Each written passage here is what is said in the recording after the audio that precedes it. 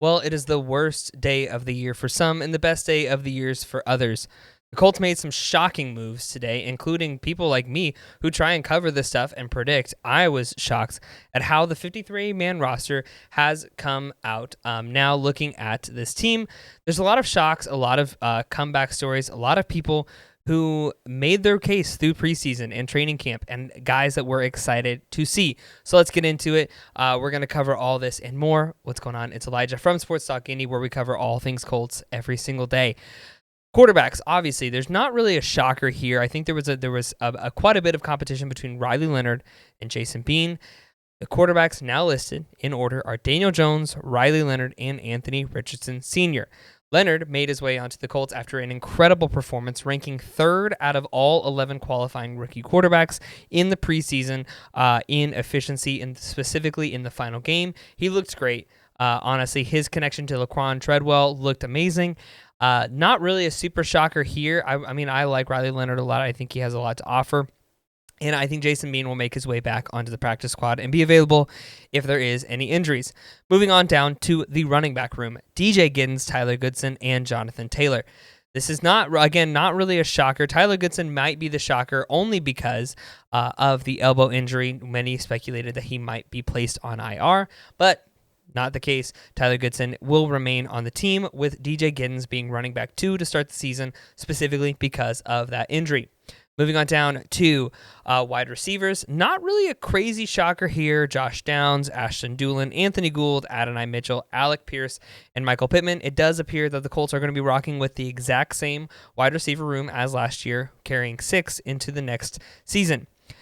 Moving down to the tight end room, Mo Alley-Cox, Will Mallory, Drew Ogletree, and Tyler Warren. None of these have been listed as tight end 1. There's a lot of opportunities here. A lot of people that may shake the ground up, especially obviously with the missing Kylan Granson from last year and years past. And no Jelani Woods. He did not make a strong enough case through training camp and preseason to be carried on. So it is going to be mostly the same team as they've rocked with past, with only the exception being Tyler Warren, who looks to make a strong case. Obviously, will likely be tight end 1 from here on out for at least. Super excited to see that.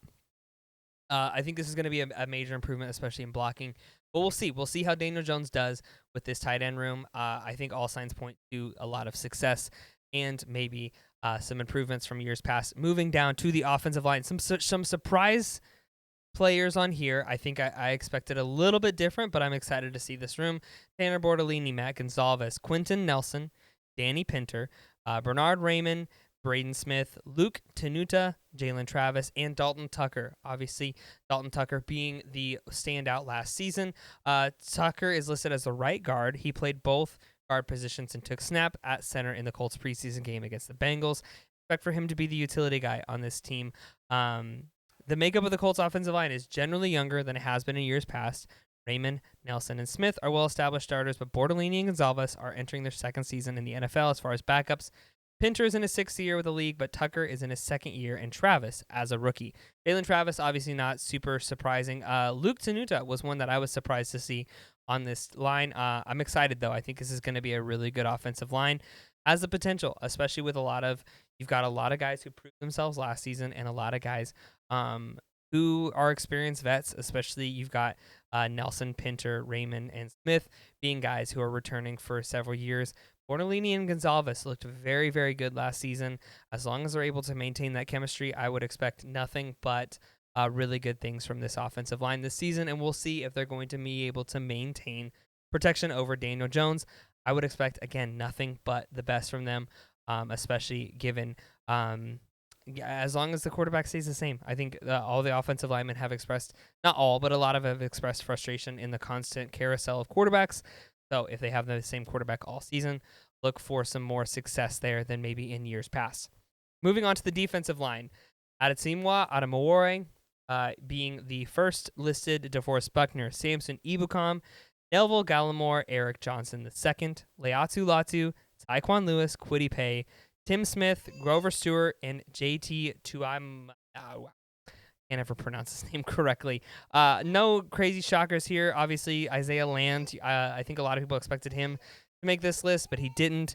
I think the big shocker is going to come in this next list. But no real shockers again in this team. I expect Leatu Latu and Kwity Paye, JT, and Samson Ebukam. That's going to be a deadly 4 with your middle being stuffed with and Grover Stewart. I think there's going to be a lot of depth here. There's going to be a lot of players. I would expect to see quite a bit of 5. And maybe Leatu Latu plays a little bit more coverage than he did last year. He's got the physique. He's got the build for it. Maybe he plays a little bit more outside linebacker. And the reason I say that, because the Colts only brought 4 linebackers in. So they have 11 defensive linemen, 4 linebackers with Joe Bachie, Zaire Franklin, Cameron McGrone, and Segun Alubi. This is very interesting. The Colts did place Jalen Carleys on injured reserve, but still have plenty of talent at the linebacker position. Franklin is the vet of the group, but Bachie is already very familiar with Amarulo's defense. Thanks to their shared time in Cincinnati, he established himself as a reliable starter in camp. McGrone was consistently given opportunities to play alongside the starters in training camp and preseason games, showing plenty of promise while out on the field. This is going to be the big question mark of this defense, being the linebacker room. Can Zaire Franklin clean it up as far as missed tackles? Is Joe Bachie and Cameron McGrone going to be able to carry their way into this, being 2 newer guys on the team?